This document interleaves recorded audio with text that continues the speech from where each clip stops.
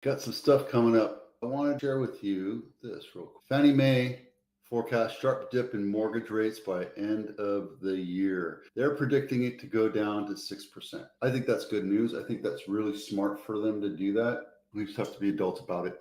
Here's the thing. If we know the rates are going to get down to 6%, and you're getting quoted 7% before points, now's the time to buy a house because there's less competition. When rates go down, the buyers will come out, investors will come out and compete against your dollar. And they have more dollars. So chances are you're probably going to lose out on a few houses and get frustrated. So my advice right now is knowing that buying a house today, in 10 years, it would be a lot less dramatic. There'll be less trauma in your life and you'll be in it. You'll be in it to win it. Look, 30-year jumbo, 7%, but you can knock it down to 6.5 with the point. $2 million, because that's the average price of a house in Santa Clara County, 30-year fixed. Let's say you have perfect scores, perfect credit, 6.288. Okay, that's with $400,000 down. You can knock this down even further if you have more money. However, if you're buying a house here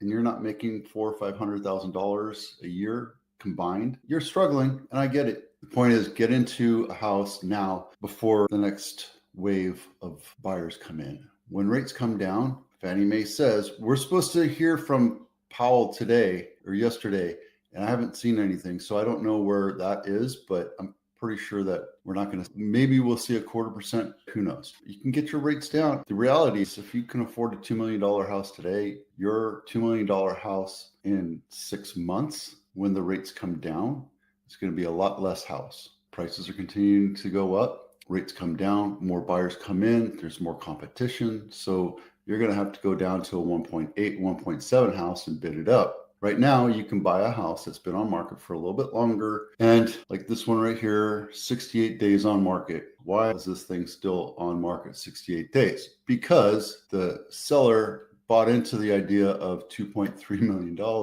Oh yeah, if I'll sell my house for $2.3 million, and it sat on the market, and then they dropped it down to 1.99. It's a great market to buy right now. It's not a great market to sell. I have 6 listings, possibly a 7th. I just talked to somebody last night. 2 of them are sitting, right? One's at 27 days, one's at 11, 12 days. The houses will sell for the right price. You just have to attract the market. And unfortunately, in this area, $2 million near a busy street, you still get traffic noise. You're not going to get it. If it was down here on Galen, that's a $2 million house, no problem. But when you're close to a busy street in Blossom Valley, your house is not worth $2 million. This is 2,200 square feet, 5 bedroom, 3 bath. Even though it's completely dialed in, it's beautiful. There's nothing wrong with this house. Completely dialed in, staged up, ready to go. Looks like it was a flip. There's a nice pergola. Love the fact that they have a pergola. I'm not a big fan of this brown look, but it is what it is. And this is, it's an ADU. Okay, so you get a little bit of extra space so you can rent it out. The thing is about ADUs is a lot of people don't want to have a renter, right? When I talk to people about selling their house, I go, have you thought about renting it? It benefits them if they can keep that house for another 10, 20 years. The house is going to increase in value. And yes, they have to deal with a renter, but a lot of people don't want to deal with renters. So this house, although it might bring in extra income, not everybody wants to deal with an ADU, with renters. You never know what you get, right? My inspector just had to go evict somebody out of a condo that he owns. They didn't pay for 6 months. And they had to go through the eviction process, which cost thousands of dollars. And then they actually had to get the sheriff in and evict. It's just not fair. It's kind of baloney, kind of crap. I love this. I love the pergola. My house has a pergola. We have 2 fans and a TV. We have gas, and it's piped in from the house, so you never have to deal with it. But I don't know. It's cool. It's nice to have a pergola because that's another gathering area. But I don't think it's worth $2 million. I would have sat that sucker at 1.7, 1.8, brought the market there and bid it up and let the buyers tell you what it's worth. What do you get for $1 million in San Jose or Santa Clara County? $1 million, 4 bedroom, 2 bath, 1,600 square feet, built in 1901. Look at this thing. Days on market, 62 days. It's in the St. James area, right on Julian, downtown. This is San Jose State. That's City Hall right there. So you're walking distance to City Hall and San Jose State. But for $1 million, buyers are voting with their wallet on this one. They're saying no, thank you. It's a little tiny shack, and it looks like it was redesigned into a rental. There's nothing great about this house for $1 million.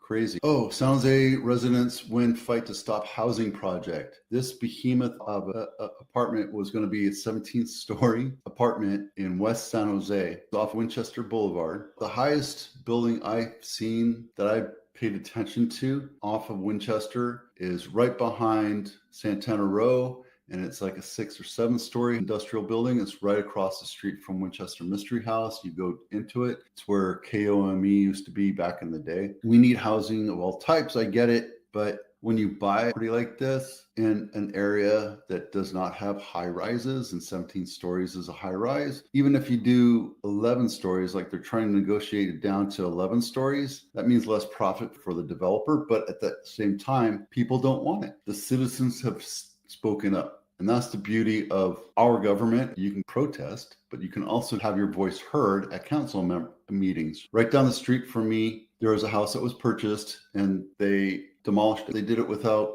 telling the neighbors. So I've had 4 or 5 neighbors call me up and say, hey, what's going on? Are they putting a fourplex in there? We don't want a fourplex. Unfortunately, you got to keep your ears to the ground and know what's going on, especially if they start doing development. Because once the house gets torn down, not much San Jose is going to do to stop it, right? It has to go through a huge process of planning and acceptance, presenting, and then the council has to say, does anybody have a problem with it? And once they stamp it, it's done. San Jose's job right now is to put more doors into San Jose. San Jose wanted this to happen, the 17-story, but the residents spoke up and said, nope, absolutely not. Now, if I was a neighbor and I found out about that house that might be a fourplex, I would go to the planning department, find out what the plans are for development of that house to see if it's a fourplex. They're expecting me to do it.